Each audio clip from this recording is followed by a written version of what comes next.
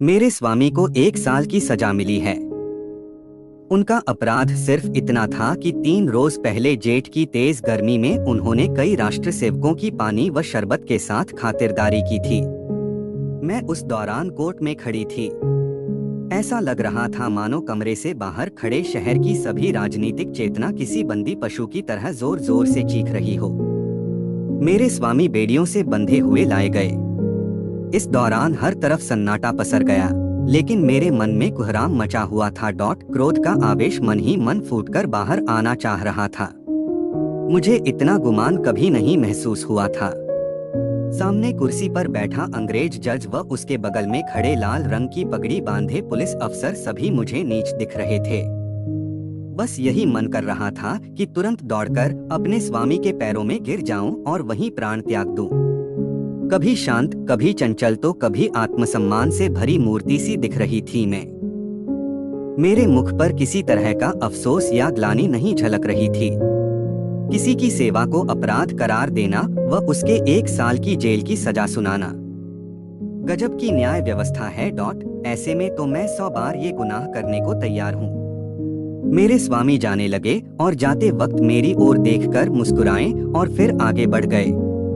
Court से बाहर आकर मैंने 5 रुपए की मिठाई खरीदी और कुछ राष्ट्रीय सेवकों को आमंत्रित कर मिठाई खिलाया।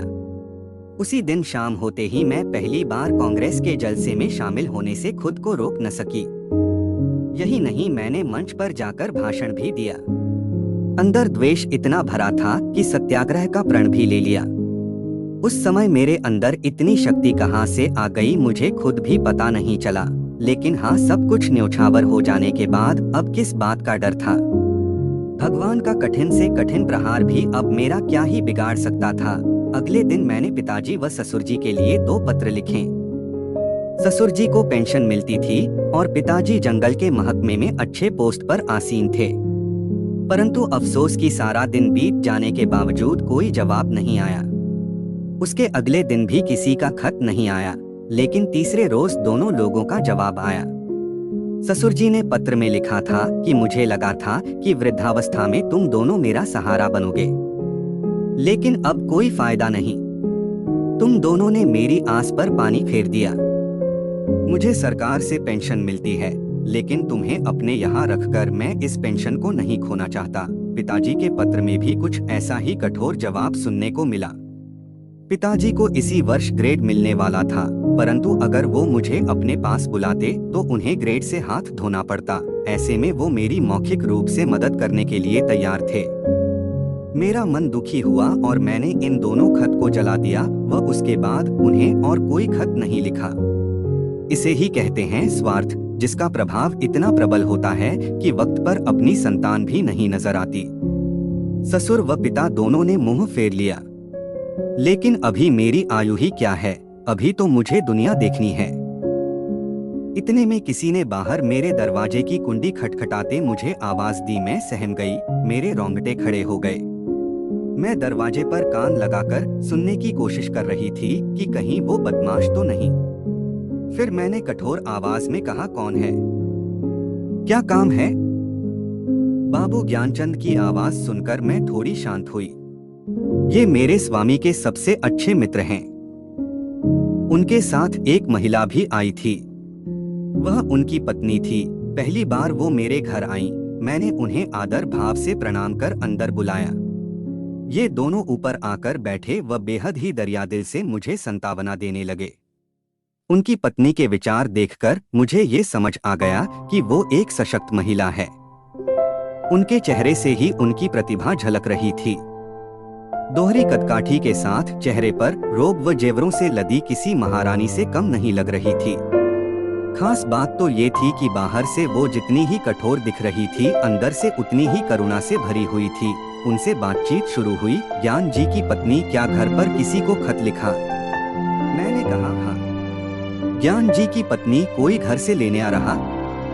मैंने कहा, नहीं। पिताजी व ससुर जी में से कोई मुझे अपने साथ रखने को तैयार नहीं है। ज्ञान जी की पत्नी, तो फिर आगे क्या करने का सोचा है? मैंने कहा, फिलहाल के लिए तो यहीं पर हूँ। ज्ञान जी की पत्नी, हम लोगों के साथ हमारे घर क्यों नहीं चल रही हो? अकेले मैं तुम्हें यहाँ नहीं रहने दूंगी। इस दौरान खुफिया के दूत घर के बाहर डटे हुए हैं। मुझे आशंका हो गई थी कि ये खुफिया के दूत ही होंगे। ज्ञान जी ने अपनी पत्नी की ओर देखा और पूछा, मैं तांगा ले आऊं? ज्ञान जी की पत्नी ने इशारे में ही आज्ञा दे दी। ज्ञान जी तुरंत द्वार की तरफ चले। तभी ज्ञान जी की पत्नी ने बोला, रुको, कितने तांगे लेकर आओगे? ज्ञान जी घबराकर बोले, कितने? ज्ञान जी की पत्नी, हाँ कितने? एक तांगे पर सिर्फ 3 लोग ही बैठ सकते हैं, बाकी के सामान बिस्तर बर्तन आदि कैसे जाएंगे? ज्ञान जी, फिर 2 ले आऊं? ज्ञान जी बोले। ज्ञान जी की पत्नी, एक तांगे पर कितना सामान जाएगा? ज्ञान जी, फिर ठीक है 3 ले आता हूँ। ज्ञान जी की पत्नी, हाँ तो जाओ भी, अब इतनी देर क्यों कर रहे हो? जब तक मैं कुछ कहती तब तक ज्ञान जी निकल गए। मैंने संकोचते हुए उनकी पत्नी से कहा, मेरे आने से आपको तकलीफ होगी। कठोर वाणी में ज्ञान जी की पत्नी ने बोला, हाँ तकलीफ तो होगी, तुम किलो भर आटा खाओगी, घर का एक जगह भी घेर लोगी, ये सब क्या कम कष्ट है? इतना सुनकर मैंने कहा, क्या बहन आप भी? उनकी पत्नी ने मेरा कंधे पर हाथ रखकर बोला, जब तुम्हारे स्वामी वापस आ जाए तो मुझे अपने घर में रख लेना, हिसाब बराबर हो जाएगा। अब ठीक है ना, तो चलो सारा सामान बांध लो। ये सब देखकर बिल्कुल सपने जैसा लग रहा था। इतनी उदार स्त्री मैंने आज तक नहीं देखी थी। मुझे उनमें बड़ी बहन दिख रही थी। ऐसा लग रहा था जैसे क्रोध व चिंता जैसी चीजों पर उन्होंने काबू पा लिया है। हर वक्त उनके मुख से मधुर वाणी निकलती थी, जैसे मानो सरस्वती का वास हो। उनकी कोई संतान नहीं थी, लेकिन फिर भी वो दुखी नहीं थी। घर का काम वो स्वयं करती और बाहर के काम के लिए एक लड़का रख रखा था। आश्चर्य तो इस बात का था कि दिन भर मेहनत करने के बाद भी वो कभी आराम न करती। यही नहीं, उनका आहार भी बेहद कम था। इतना ही नहीं, दिन भर वो मुझे कुछ न कुछ खिलाने के लिए परेशान रहती। एक काम नहीं करने देती, बस यहाँ यही बुरा लगता था। मगर इनके घर कैसे एक सप्ताह गुजर गया पता तक नहीं चला। तभी मुझे एक दिन वो दूत यहाँ दिखाई दिए। उन्हें यहाँ देख मैं घबरा गई। मैंने सोचा ये मेरे पीछे यहाँ तक आ गए। तभी उन्होंने कहा कि कुत्ते हैं, भौंकने के अलावा कुछ नहीं कर सकते। मैं मन ही मन चिंतित थी। मैंने बोला, कुत्ते हैं, काट भी तो सकते हैं। ज्ञान जी की पत्नी ने कहा, तो क्या इनके डर से भागना नहीं चाहिए? मैं बार बार उनके बारे में सोचती। छज्जे से जाकर देखती तो वो बाहर नजर आते थे। हाथ धोकर ये मेरे पीछे पड़ गए थे। मन ही मन सोचती कि मैं इनका क्या बिगाड़ सकती हूँ? आखिर मैं हूँ ही क्या? क्या ये नहीं चाहते कि मैं यहाँ रहूं? पर ऐसा कर उन्हें क्या हासिल होगा? ये सब सोचते हुए एक और सप्ताह बीत गया। उन दोनों दूत ने अपना डेरा वहीं जमा लिया था।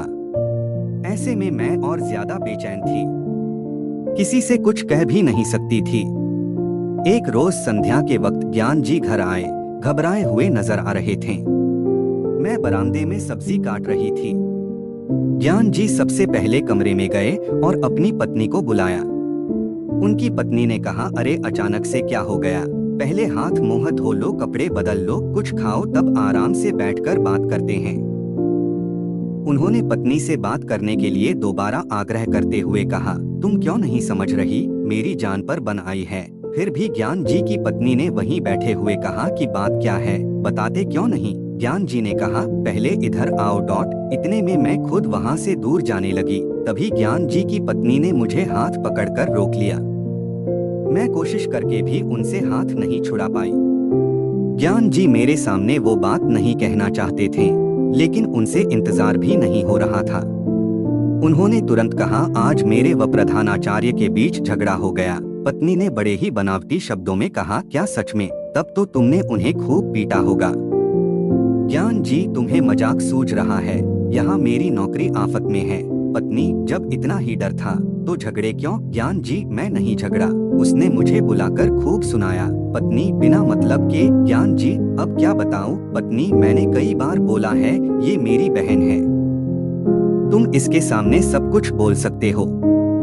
ज्ञान जी, अच्छा, पर जब बात इनके बारे में हो तो? पत्नी ने कहा, मैं समझ गई, खुफियों से तुम्हारी अनबन हुई होगी और पुलिस ने तुम्हारे स्कूल में शिकायत कर दी होगी। ज्ञान जी सोचते हुए, नहीं ऐसा नहीं है, लेकिन पुलिस ने हाकिम जिला के यहाँ शिकायत की और उसने प्रधानाचार्य से। प्रधानाचार्य ने मुझसे जवाब मांगा है। पत्नी ने कहा, प्रधानाचार्य ने कहा होगा कि उस महिला को अपने घर से बाहर करो। ज्ञान जी, हाँ कुछ ऐसा ही समझ लो। पत्नी, फिर तुमने क्या कहा? ज्ञान जी, फिलहाल मैंने कुछ नहीं कहा है, वहाँ कुछ समझ नहीं आ रहा था। पत्नी ने गुस्से में कहा, जब तुम इसका जवाब जानते हो फिर सोचना कैसा? ज्ञान जी सहम कर बोले, मैं ऐसे अचानक कैसे बोल देता? पत्नी गुस्से में बोली, जाओ अभी जाकर अपने प्रधानाचार्य से कहो कि मैं उसे नहीं निकाल सकता और अगर न माने तो नौकरी से इस्तीफा देकर घर आना। अभी तुरंत जाओ। मैं अपने आंसू नहीं रोक पाई। रोते हुए मैंने कहा, बहन ये सब क्यों? ज्ञान जी की पत्नी ने मुझे डांटा और कहा, तुम बिल्कुल चुप रहो, नहीं तो कान पकड़ लूंगी।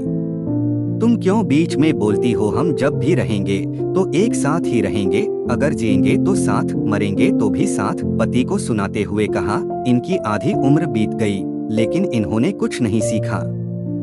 अब खड़े क्यों हो? तुम्हें बोलने में डर लग रहा तो मैं जाकर कह दूं। ज्ञान जी ने गुस्सा होकर बोला, कल जाकर बोल दूंगा, इस समय पता नहीं वो होगा भी या नहीं। इधर पूरी रात मैं नहीं सो पाई। पिता व ससुर जी जिसे दोनों ने ठुकरा दिया हो, उस दासी को इन्होंने इतनी इज्जत दी। ज्ञान जी की पत्नी सच में किसी देवी से कम नहीं है।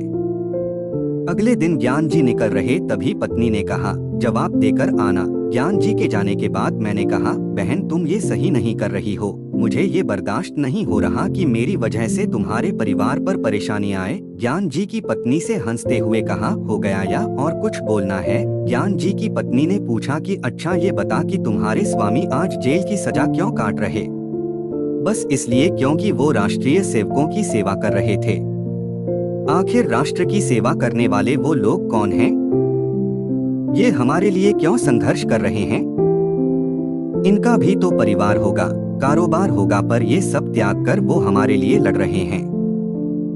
ऐसे लोगों की सेवा कर जेल जाने वाले तुम्हारे पति भी किसी वीर से कम नहीं। ऐसे वीर की पत्नी के दर्शन मात्र से ही आत्मा तृप्त हो जाएगी। फिर मैं नहीं, तू मुझ पर एहसान कर रही है। मैं चुपचाप उनकी बात सुनती रही और कुछ नहीं बोल पाई। संध्या हो गई। ज्ञान जी घर आए तो उनके चेहरे पर अलग सी चमक नजर आ रही थी। पत्नी ने पूछा, हार कर आए या जीत कर? ज्ञान जी ने स्वाभिमान के साथ कहा, जीत कर। जब मैंने नौकरी से इस्तीफा दिया तो उसका दिमाग चकरा गया। तभी उसने हाकिम जिला के पास जाकर बात की। वापस आकर उसने बोला, आप राजनीतिक जलसों में क्यों नहीं शरीक होते? मैंने बोला, ना भाई मैं कभी न जाऊं। उसने पूछा, क्या आप कांग्रेस के सदस्य हैं? मैंने बोला, नहीं, और नहीं किसी सदस्य से मेरा कोई संबंध है। उसने पूछा, क्या कांग्रेस के फंड में आप दान करते हैं? मैंने बोला, ना भाई, फूटी कौड़ी भी नहीं। उसने कहा, तो ठीक है, मैंने आपका इस्तीफा अस्वीकार कर दिया। पत्नी ने ये सुनते ही ज्ञान जी को गले से लगा लिया। कहानी से सीख, स्वाभिमान व त्याग की भावना से किया हर काम किसी के दिल में आपके लिए आत्मसम्मान को बढ़ा सकता है। साथ ही बुरा वक्त अपनों व परायों की सही पहचान भी करा देता है।